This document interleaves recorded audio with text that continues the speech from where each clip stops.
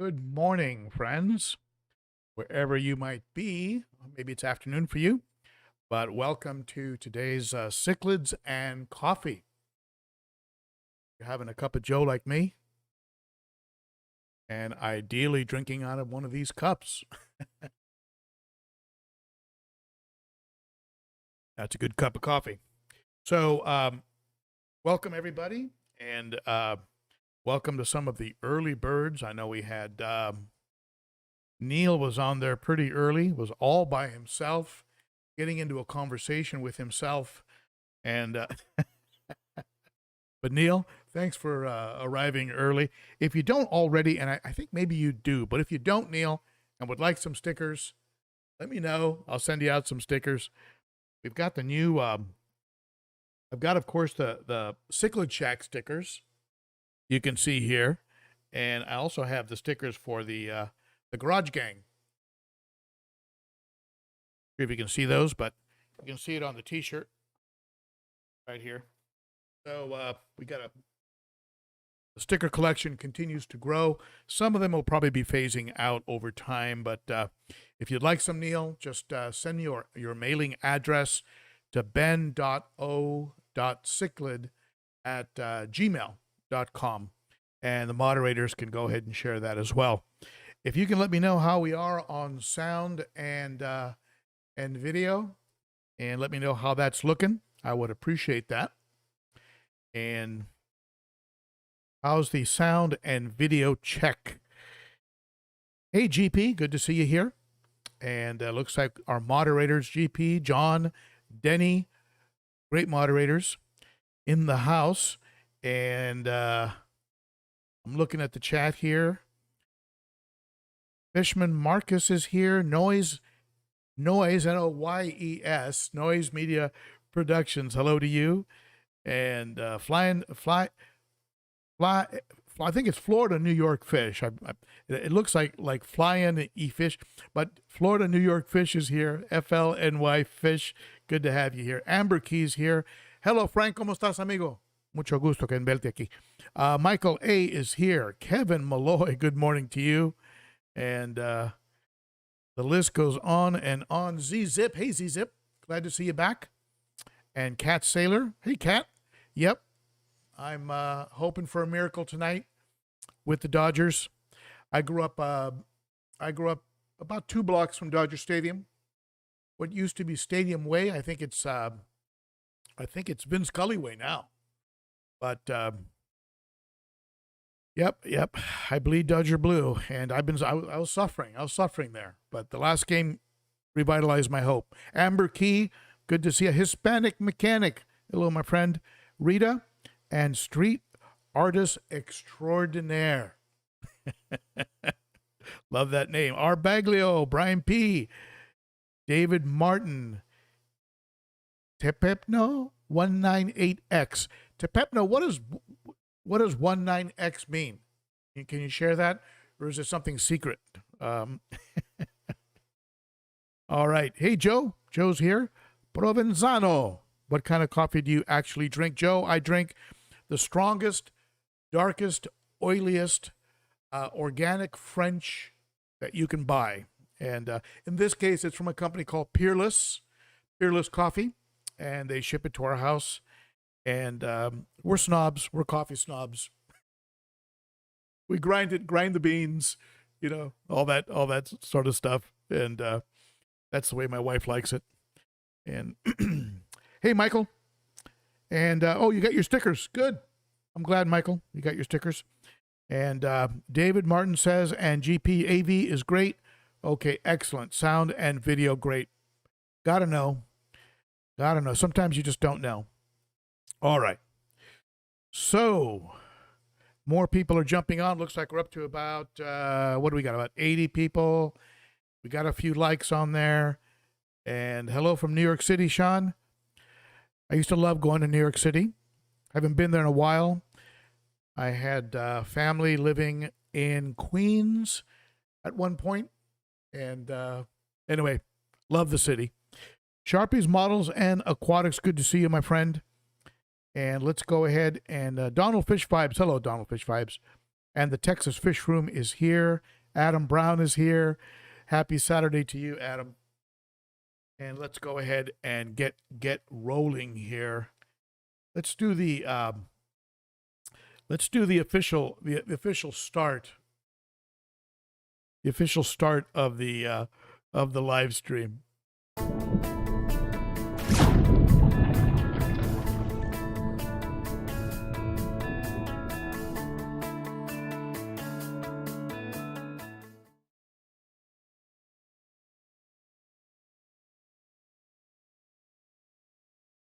So now you know when you're watching the live stream, if you want to get through all the hellos and welcomes, just go to the dropping, that little dropping video, and you'll know that you're getting into the meat and potatoes.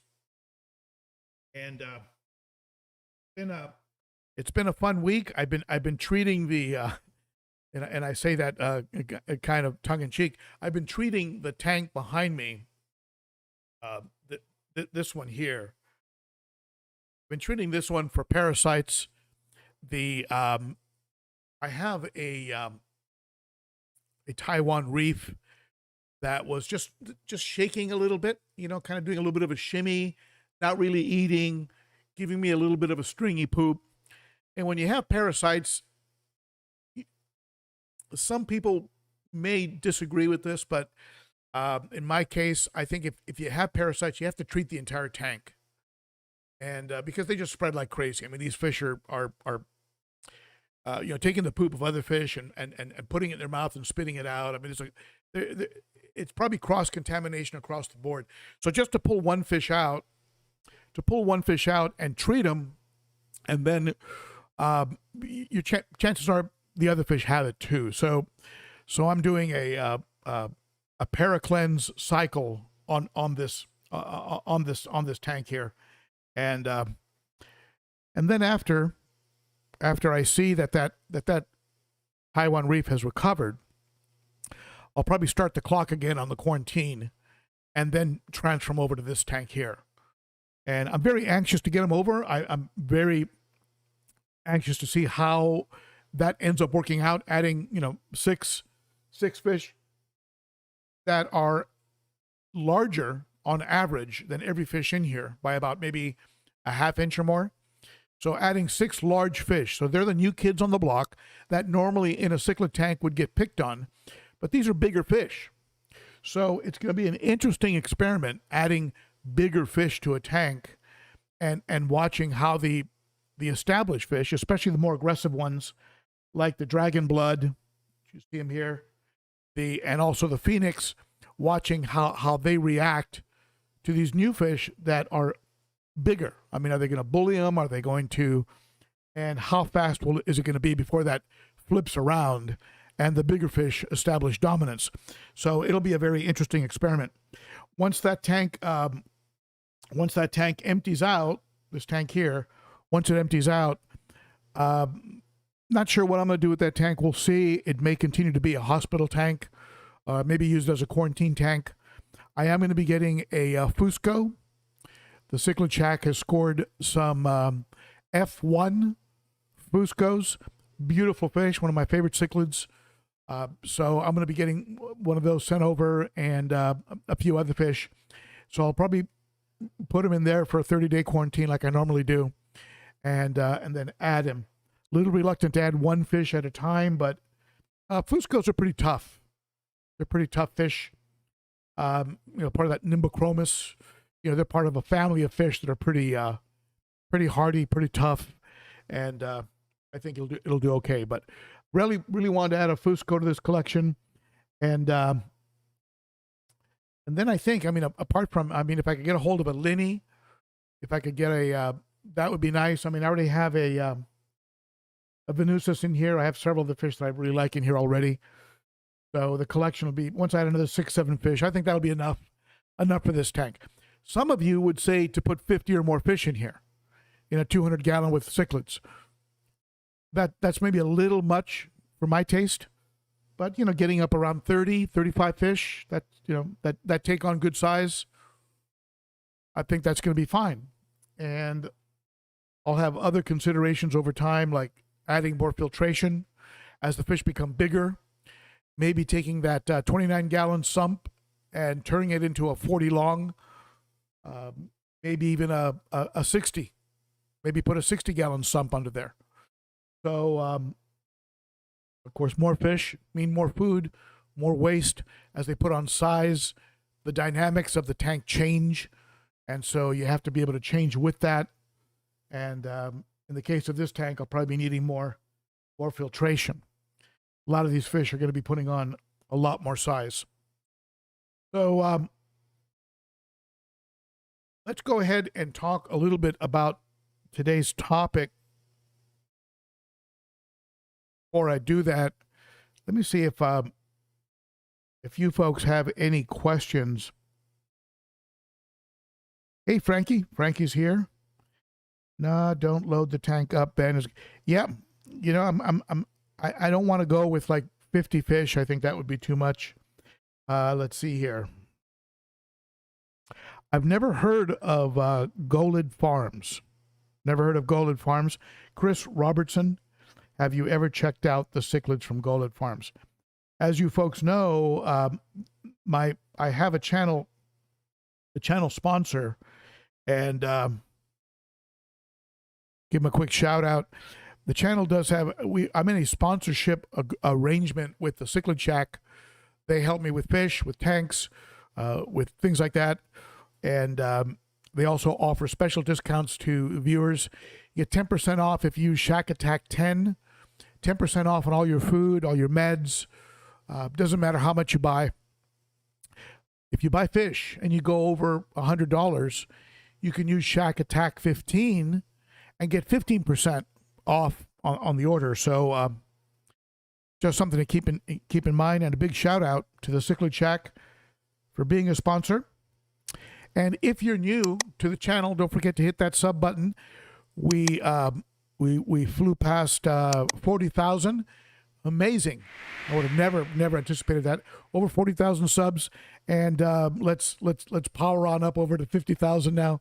So hit that sub button, and if you would like to support the channel, you have lots of different ways. You can join the Garage Gang and be part of the Garage Gang, and become a Patreon. Patreon memberships go from $3 on up, and the higher levels include things like T-shirts, hoodies, mugs, things like that on the Patreon. So consider that. Also, if you use the Amazon link to get to Amazon, you can get things from the store, food, heaters, substrate, lighting, all kinds of stuff. But also, if you just use that link to get to Amazon, anything you buy on Amazon gives a credit to the channel. And also visit Teespring, where you can get things like coffee mugs and T-shirts and hoodies. So that's the commercial to pay the bills. And let's go back here. And let's talk about water movement. And like I said last week, I have to come up with a topic. And some people don't. Some people just do their live streams from a viewpoint of let's get together and chat. There's nothing wrong with that. And probably the part I enjoy the most about the live stream is the interaction with you, is being able to hear your comments. In some cases, when I can be able to reply to your comments, that to me is the funnest, best part of the live stream. But it's always advised, just best practices, to always have a topic that goes along with anything you post to YouTube. So I had to come up with a topic, and I was sitting here thinking, what should I talk about? And then I looked over to my right, and I noticed so much movement on the top here, like it was like rapids, like a river. And I thought, you know what? I think I'll talk about that. I'll talk about why I have so much movement in my tanks.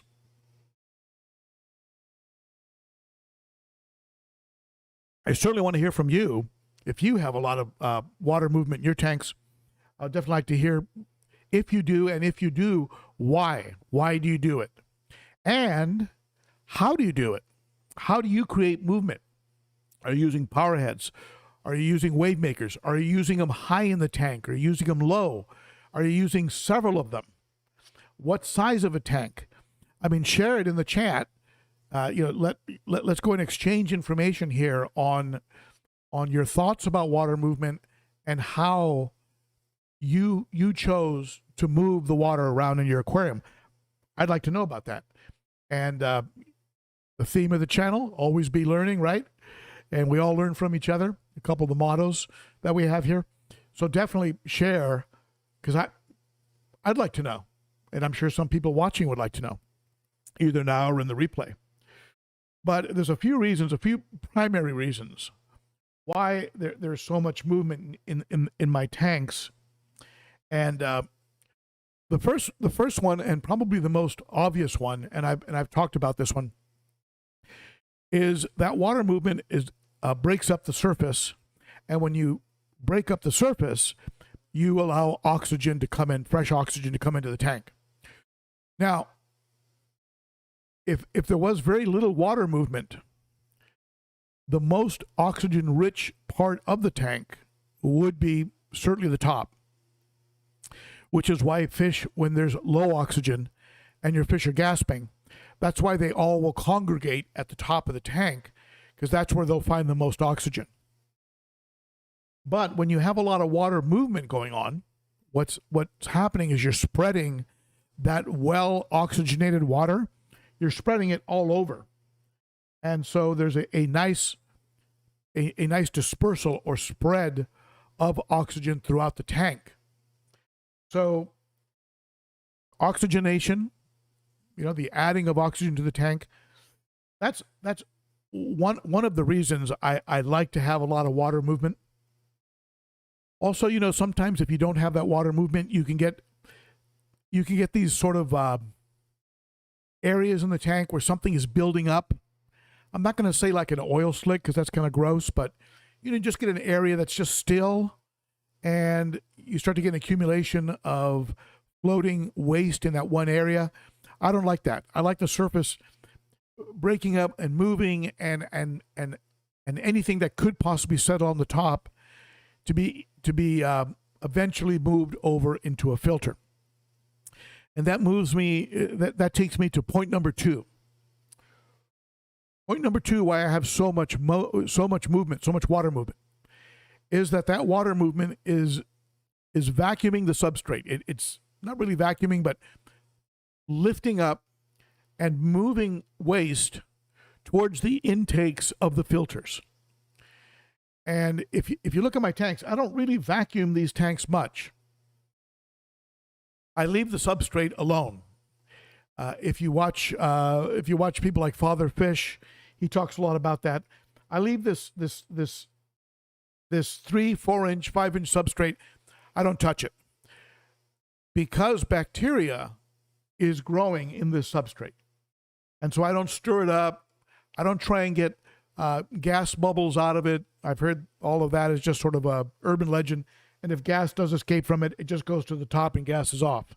So it's not really dangerous or harmful. However, I rely primarily on the 3,500 gallon per hour powerhead, or not powerhead, but wavemaker that's in this tank to sweep, to move, just a high flow of water across the top of the substrate, lift up the waste and move it into the intake of the sump, and also the FX6 over here to the side. So I do it because of I released on a video one time, and I think the name of the video was Never Vacuum or Never Vacuum Again or something, which not entirely true. I will vacuum maybe once every 6 weeks or 2 months. But in the video it said Never Vacuum, and it was about a couple years ago. And in it, I talked about this whole concept of using water movement as a constant cleaning of your substrate. So we have oxygen, right? Dispersal of oxygen, movement, keeping the entire tank well oxygenated. We also have the cleaning of the substrate. 2 reasons. 2 reasons why. Another reason is heat. You don't want heat, especially, this is especially true for larger tanks. Getting up around 4 feet, 5, 6, 7, 8 foot wide tanks, You don't want to have a hot spot in the tank and then have it cool down with any kind of significance as you move away from the heaters. When you have good water movement, what's going to happen is the temperature of the tank is going to be uniform. And this is particularly true when you're really cranking your heaters as we move into the colder time of year and your heaters start to crank. You don't want to have hot zones, cooler zones. And so for even heat dispersal, I keep a lot of water movement going. And that way the tank is pretty much uniform in its temperature throughout. Of course, in my case, the heater is in the sump, but I'm going to be adding a second heater to this tank, and it's going to be in the far corner. And so I'll have two heaters going plugged into one controller. This tank usually stays on its own, stays about 80, but I suspect that as it gets cooler, and it's getting into the 40s. It's getting into the 40s now here in Nashville. So the heaters are starting to crank up now. So those are a couple reasons. And another reason that I've heard, and this is not something I've tested, I can't tell you that I've done any kind of scientific test on it, but I have heard from folks that have aggressive fish that if you have a good stream of water, it can serve sometimes as a bit of a distraction. And people have reported or noticed a bit of a decrease in the amount of aggression when they put in powerful powerheads or wavemakers. Do you have any experience with that? Is that something that you've done? Have you noticed a difference in aggression after you created water movement? If you did, comment in the chat. I'd like to hear about it. And I'd be curious to know the size of your tank and the gallons per hour, the GPH of what you were using, either a wavemaker or a powerhead. In my case, I mean, I don't know. I've got a 3,500 gallon per hour. I'm not using it full blast because it was blowing the fish around a little bit. So I keep it probably closer to about 2,800 gallons per hour. But and since I started doing that, I noticed that the fish are hanging out more on the right side of the tank. When I had it up at 3,500, there were very few fish over there. Just the living stone eye, which had claimed the right side of the tank, and the rest of the fish were hanging out over here in a calmer area. So I turned it down a little bit. It's a very powerful wavemaker that comes with a control box. I talked about it in a video, and it has a lot of controls. I can turn it off for 10 minutes when I'm feeding. I can turn it down. I can change the pattern so that it pulses or goes in different waves. I have it set up so that when the lights are on, in here it goes on. When the lights are off, it goes on, it goes way down. It cycles down to about 50%. So it's a pretty cool little wavemaker, and there's a video on it. If one of the moderators want to find that video and share it, that would be great. So let me know your ideas about water movement. And like I said, how many gallons per hour, what size of tank, power, are you using a power head, which is just a nozzle that blows out, or are you using a wavemaker? The fatter, rounder ones with a grill in front are the wavemakers. For years, I just talked about them like they were the same thing, not really realizing that a power head and a wavemaker are actually very different. And but let me know what you're using, and I'd be curious. And let me pull up some of your comments on the subject. I'm in the chat right now. By the way, did I miss any super chats? Did I miss a super chat? If I did, I'm sorry. Once I get talking, I try to avoid looking at the chat because it can be distracting. But it looks like Jerry, sorry I'm late. Here's my... Thank you, Jerry. I'll also need a note. I need a note from Janice. Thank you, buddy. I really appreciate that. And Jerry again? What's going on? I have 10 haps and Synodontis and Pleco at my 125. How many more do you think I should add? 10 haps. Now, Jerry, we can discuss this in more detail because I have to know what kind of haps. Like, if you told me you have a Venusus, a trout, a Livingstoni, right? A polystigma. I mean, some of these big, thick fish. I would say that maybe put another 5 in there. If you have a lot of, I mean, Synodontis can get pretty big. Plecos can get big too. I mean, if it's hopefully it's a bushy nose, but in a 125, I think depending on the filtration and your maintenance schedule, if you're doing like once a week maintenance and staying on top of it, and you're doing your water changes and you have good filtration on turning that tank over between 5 to 10 times an hour, you could, I think you could go 20 fish. And certainly if you have the bigger ones, maybe, I don't know, maybe 15 to 20. I mean, like I said, there are people with 200 gallons that have 50 fish. So, but it's not, there's not one size fits all. It's not like the 1 inch per gallon. You can't really go by that. There's so many, like I've talked about before, right? It's a fluid situation. You've got your maintenance schedule. You've got how much do you feed? How often do you feed? What kind of filtration do you have on there? Are you doing 50% or greater water changes? How often are you doing them? All these are factors. And naturally, if you feed less and you're doing a couple water changes a week, you could probably support a lot of fish in there. If you want to do a water change every other week and you're feeding a good meal twice a day, and maybe once or twice a week you're feeding them something real heavy, like frozen krill, something like that, you might already be maxed out at 10 fish, especially if those fish are going to put on size. So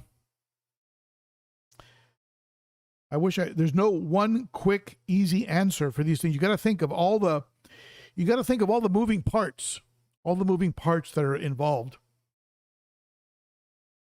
And all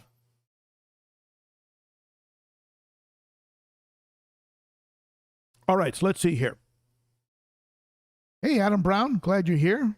Frankie Fingers, well, good morning to you. I'm looking at the chat, as you can tell.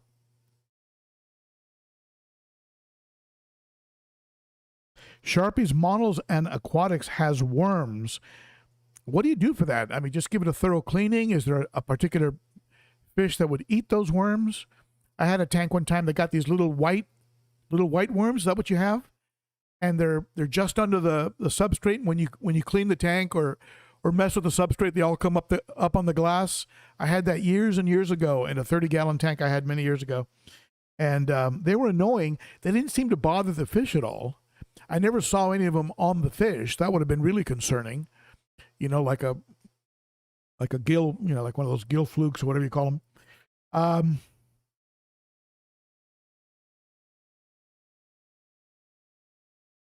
Let's see here. David Martin says he has a very important question. In a 125-gallon tank, I'm doing a Starry Nights Frontosa tank. Researched everything possible to see if it would work. Well, are you talking about the Paratilapia? That Starry Night, the Madagascar Starry Night? They get very big, just like Frontosa. I don't think they're going to be as mellow as your Frontosa. I think they're going to be more aggressive. They'll go through a period where they'll be very aggressive. They'll probably mellow out as they get much larger. But maybe if they grow up together and you keep a close eye on it and you have another 60 gallons sitting around that if you have to pull a fish out, you can. I know the Frontosas will get very large. They grow slowly, but they will get very large. And they will get to a point where they're really the Starry Night, they'll be able to hold their own. Certainly have several. I've heard that Frontosa do best in groups, maybe 5, 6 of them. And if the Starry Night is just alone, it might work out okay. If you have several Starry Night and 2 of them pair off, you could have some problems. They could get very, very aggressive if they're breeding, like any fish. Anybody else have input on that has Frontosa tanks? Have you kept a Starry Night with them? Why don't you share your answer with David Martin? But the Frontosas are very mellow, very, very mellow. I have seen them lose their patience. And when they open their mouth, they're like a hippopotamus. I mean, the thing is as big as their body. So they can be intimidating if they want to be. But they're very, very cool fish. Beautiful fish, I think. Let's see here. Jon Wallace, nice score on the Fusco. Don't have him yet, but I'm in conversation with James over at the Cichlids Shack. I'm also in a conversation with my friends over at Glass Cages about putting a 180, 150 gallon tank behind me to take the place of the 255s, and that's where I would be moving the South Americans. I mean, the chocolate cichlid, the vieja, the Jack Dempsey, the green tears. I mean, those get big, and hopefully they're not going to kill each other. Richard Cobot added 12 baby peacocks to my 125. I tell you, it's so much fun to watch them put on color and size. It's just amazing. Sean, I am so jealous of you right now. And I kind of, I really like you, but I kind of hate you. Sean says he picked up 2 new albino heckelei, which, if you haven't seen albino heckelei, maybe one of the most beautiful, I think, in my opinion, one of the most beautiful freshwater fish out there. Albino heckelei. I have the regular heckelei in my 90 gallon, 2 of them. Beautiful fish, pretty mellow. Albino heckelei are just out of this world. They're just incredibly beautiful fish.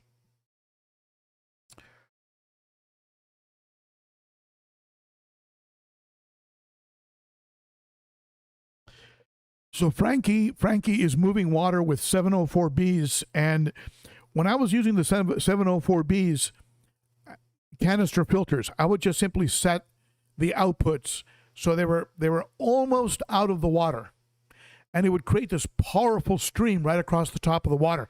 That's probably what you're doing, and it creates a lot of water movement, circular movement, and then I would complement it with a power head on the other side of the tank, either facing up or one real low to sweep the bottom and move the waste to the input. And those 704Bs, they really crank. They crank a lot of water, a lot of gallons per hour. And so it's basically, your output is basically a power head. I have a 704B that is in storage right now. I'm going to be using it, and certainly something I would be maybe incorporating into that 150, 180, along with a sump. They're going to be sending it to me drilled. So it's going to be, again, I'm going to be using that the Synergy overflow box like I have here, drilled and attached, and then it's going to have a drilled return. So it's going to be a very interesting project. I'll do all the plumbing myself and learn as I go. So let's see here. So Sean is also using, let's say, FX6 pointed upwards. That's what I love about the FX6 outputs. You can move them around. I've got one pointed down and one pointing up. So I've got some circular motion being created in the tank, and I have some surface breakup. So you get 2 outputs, 2 very strong outputs with your FX6. And as a matter of fact, one of the ways I can tell my FX6 needs servicing is I'll put my hand in the tank and I'll feel the output pressure. or I'll look at the top and see if it's breaking up a lot. If it's breaking up hardly at all, I know that my FX6 is getting a little bit clogged, and it's time to get in there and rinse the media. So I don't do it I don't do it automatically like every 3 months or every 6 months. I'm watching the output of the FX6, and if it drops, if I notice a drop in output pressure, that's when I service it. I don't service it automatically every 3 or 6 months.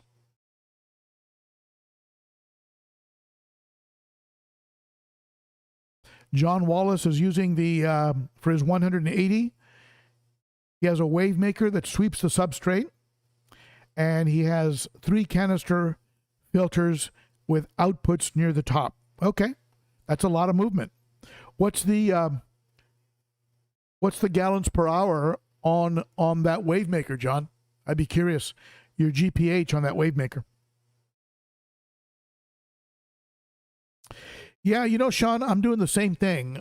My power, the wavemaker is on 24/7, and as a matter of fact, when the lights go off, it cycles down 50%, but that's still over 1,000 gallons per hour.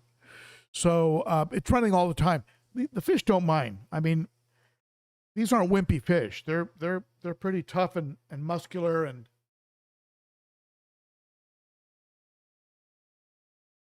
Bunch of little Arnold Schwarzeneggers in his prime. Cat Sailor, so Ben, you helped me to solve an oxygen problem over a year ago by adding an hang-on back with a few well-placed air stones of differing sizes, and bingo, problem solved. Gotta love to hear that, Cat Sailor. Love to hear that. I had a comment yesterday in, I had a video that I put out on, I think it was called It's Too Noisy, about canister filters. And I have a checklist of about 6 or 7 things that can make a canister filter noisy. And someone just posted under that they were finally able to get the rattle out of their canister by following one of the steps that I recommended. It just feels really good when you get that kind of feedback. I appreciate that a lot.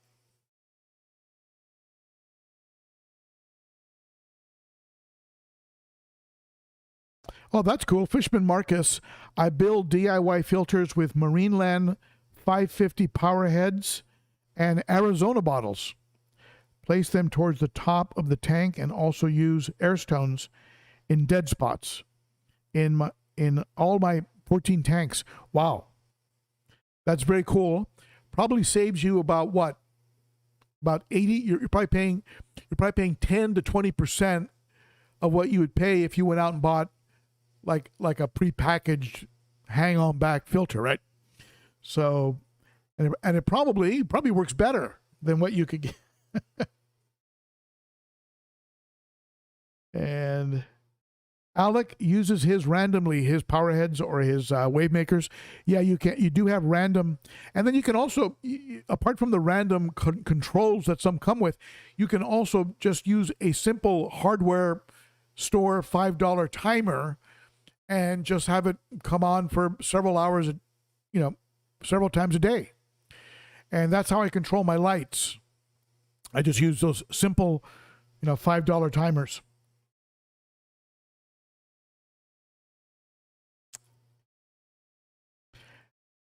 So let's see here, staring at the chat here. And Jerry, I hope I answered your question about the haps and Synodontis and the number of fish. I'd be more than happy to talk with you privately. If you have any questions that you want to expand on, you know how to get a hold of me. You just email me, ben.o.cichlid@gmail.com. I'll be happy to talk with you there. And you do have my number. You can text me too. So let's see here.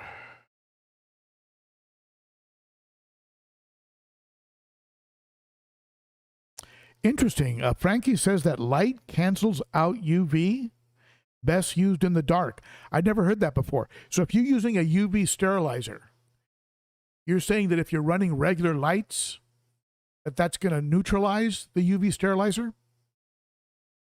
Or is the UV sterilizer doing its work as things pass by it, which would be in the dark? So interesting. Just an interesting point. I know some of the bigger UV sterilizers, like your Twists, right? The ones that have you have to get a separate pump that has low gallons per hour. So it runs the water slowly past the UV sterilizer, and it goes on a twist. So it spends more time with the light, going around the light. So there would be no other light. It's an enclosed system. And then when the water, then it gets back into the tank where the UV sterilizer isn't doing anything. You don't want it. It's not doing anything there. So it would seem that some of these systems are only working in the dark.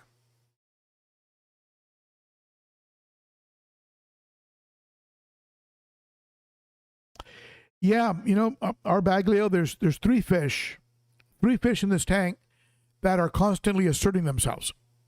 The dragon blood, which I moved over when I brought the fish out of quarantine. And if he doesn't behave, he'll go back and be the place, he'll be the placekeeper. He'll be the one that keeps the 55 behind me alive, which is what his job was before, right? He was the only fish in that tank. So if he doesn't behave, he's going to go back in that tank when those fish come over here. But it will be interesting to have those larger cichlids come in. I mean, there's some in there. I mean, there's an eye biter, right? I mean, there's some fish over there that can be pretty aggressive. And but there's three fish. There's the dragon blood, there's the phoenix, and there's the living stone eye. Those are the three fish that assert themselves. Interestingly enough, the Venusis,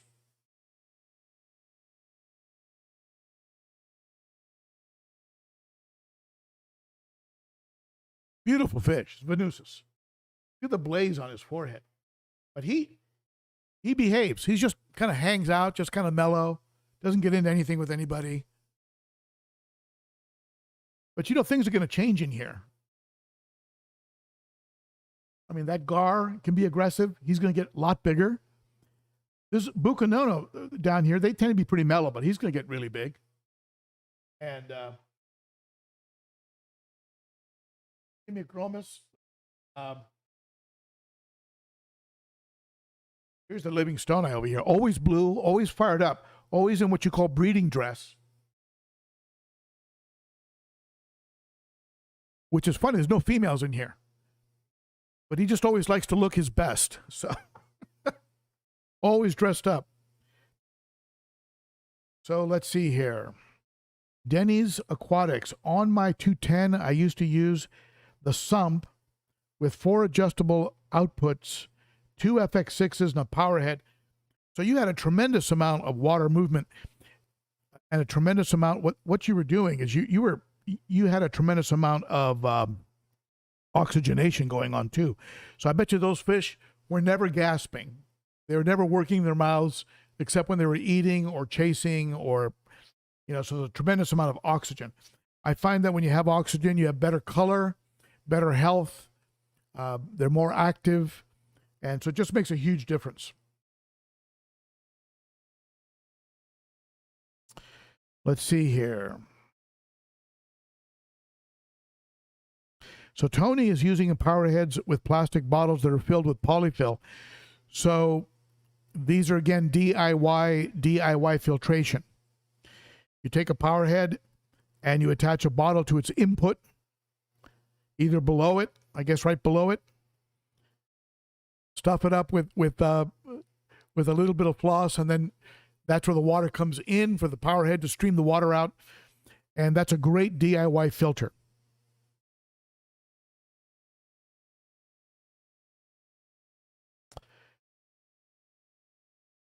And let's see, someone's putting a plug in here for Jerry's Fish Room. Yeah, folks, check out Jerry's Fish Room on YouTube. Jerry's Fish Room. Jacob Custard, thank you, Ben, for recommending the Cichlid Shack. Yeah, he's really committed to providing quality fish, stands behind his products. He's been at it a long time. He knows what he's doing. And just a good guy. Just James, one of my favorite folks. Amber Key ordered 4 fish from them. Yeah, they're the real deal. There's a term called pop-up fish sellers. You see these people that show up on Facebook, Instagram. Hey, I've got, I've got some albino hecali, $10 a piece, and you PayPal the person. You never get any fish. You never get your money back, right?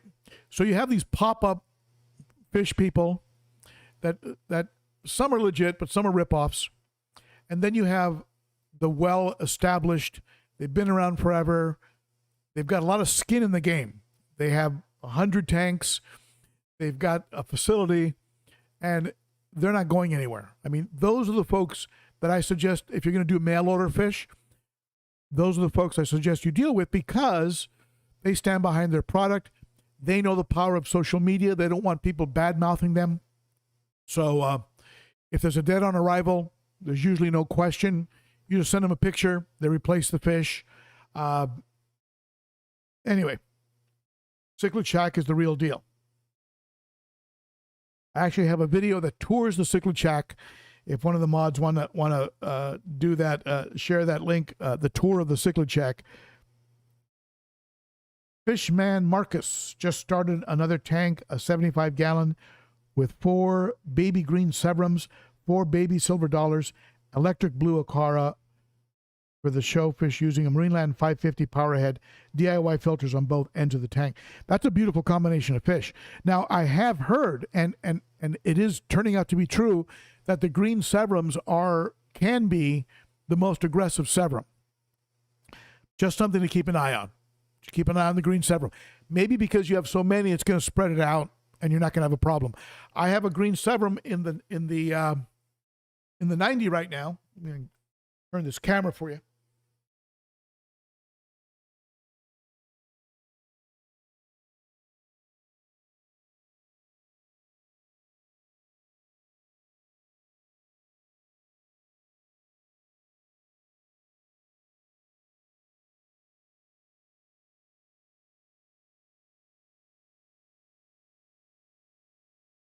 You can see there in the, once I get it here in focus, you can see the 90-gallon there, and there's a green Severum in there. There's a green Severum that tends to go after the red shoulder. Now, one of you said, hey, you need dither fish. Can one of you please, in the comments, explain to me, what do you mean by a dither fish? It's a term that I'm not that familiar with. I think it's dither, D-I-T-H-E-R. Someone said add some dither fish, put some silver dollars in there, put some rainbows, put some Congo tetras in there. You need dither fish. So is it a fish that distracts other fish? Is that what that is? Someone explain it in the comments. What is a dither fish? So that's the 90, and there's a green Severum in there that was asserting himself more in the beginning. And it's calmed down a little bit, but now my poor red shoulder doesn't want to come out much. Look at that vieja. That vieja is just getting absolutely gorgeous.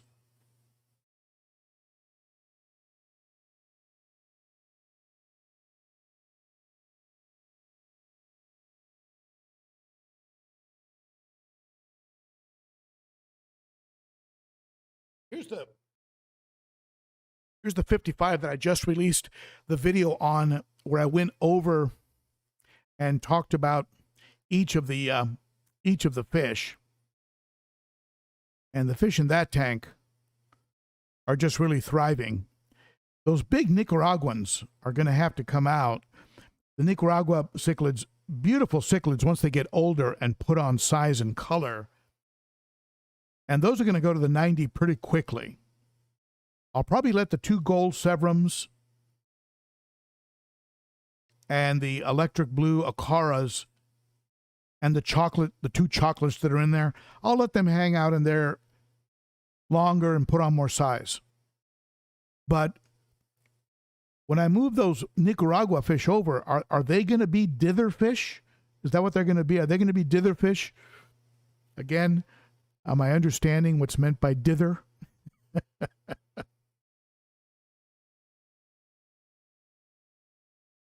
So is that what, so the amber key, that's what we're talking about, a fish that breaks up aggression because they're always active? Is that what we're talking about?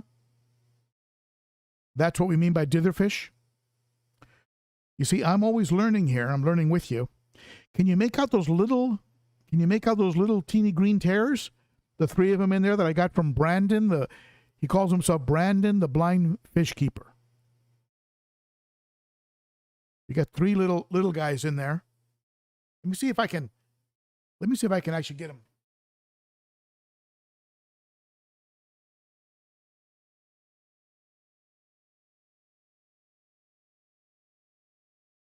See if you can see them a little better. But those little green tears are doing great, and those are going to be the ones with the white psalm, the white edges. Can't wait to see them color up. Hey, Florida New York Fish comes in with a $19.99 super chat. Thank you, my friend. I appreciate that. Very nice of you. Every little bit helps. Jerry's Fish Room hits me again. Jerry, you're too kind. You're also you're also a Patreon, so you're going to be you're getting hit every month already. Jerry's a member of the Garage Gang.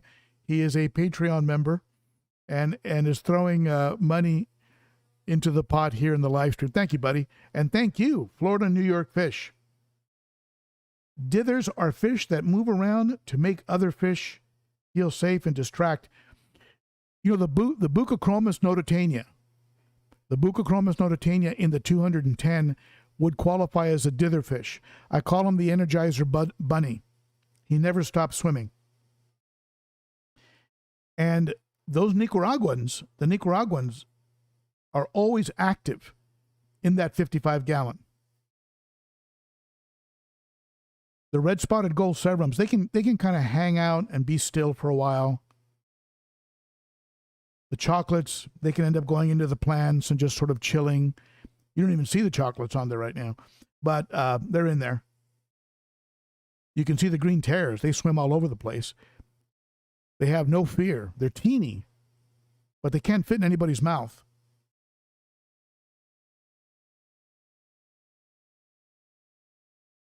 Lisa Foster, thanks for all of the info on cichlids. It's really helped me. You are welcome, Lisa.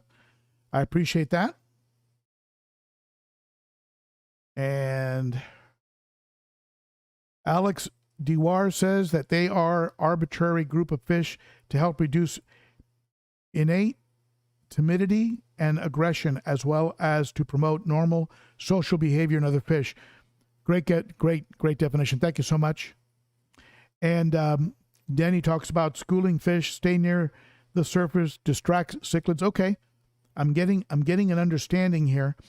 Do you think Congo tetras or silver dollars would be good dither fish in a South American tank like the 90-gallon? Do you think those would be good dither fish? I don't know what to put in as a dither fish with Africans. I mean, I don't know. The African cichlids are kind of a unique animal. Sean says that the green severums are not the most aggressive, in my opinion. Red shoulders. Wow. Okay. Hey, that could very well be the case. I've had them for a limited amount of time. Someone shared with me a red tiger severum. Have you seen those, Sean? Red tiger severums. I mean, my jaw dropped.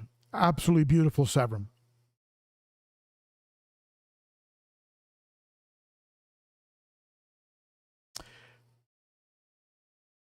Giant Danios. Anne says giant Danios. I like that fish. See, you can find some of those around here. Let's take a look at the cichlids in the 55.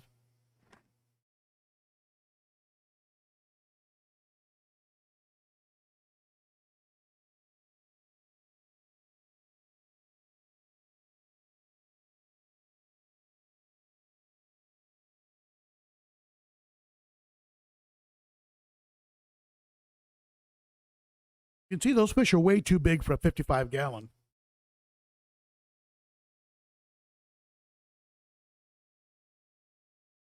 We got a sand diver in there, eye biter, tangerine tiger,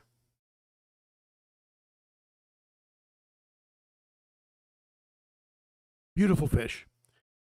Currently going under a paracleanse treatment, and probably within the next month they'll come over to the 210, and it's going to be a very interesting study in seeing if the new kids on the block are picked on when they're bigger than the established fish.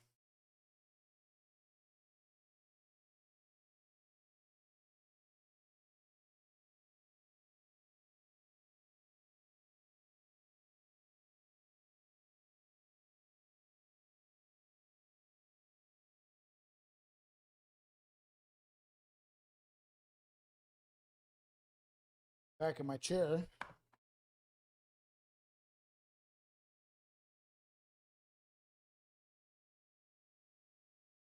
All right.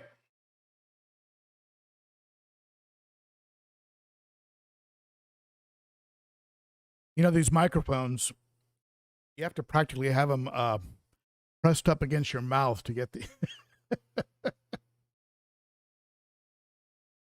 Let's see here. All right. So, with that being said, we're coming up on the hour, and I don't want to take up your entire weekend. I have a friend visiting that I worked with for 33 years.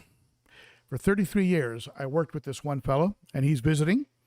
I'm going to be spending some time with him, and also my oldest son, who works for the Philadelphia Phillies, is done for the season and flying back in. And so I've got a busy weekend ahead of me. And of course, I've got to get my river time in. And by river time, I mean my granddaughter, River. When she comes over, my wife and I are battling to hold her. I hadn't changed a diaper in a long time, but it's funny how it all comes back to you right away. But at any rate, should be a very, very good weekend, a lot of fun. And I hope you folks have a wonderful weekend as well. And I hope to see you next Saturday for next Saturday's Cichlids and Coffee. A big thank you to my moderators. A big thank you to my Garage Gang members, my Patreon members, and to all of you super chatters. And that's it for me. You rock, my friends. You are the best. I really appreciate you folks spending Saturday with me. And it means a lot. And see you next week. Bye-bye.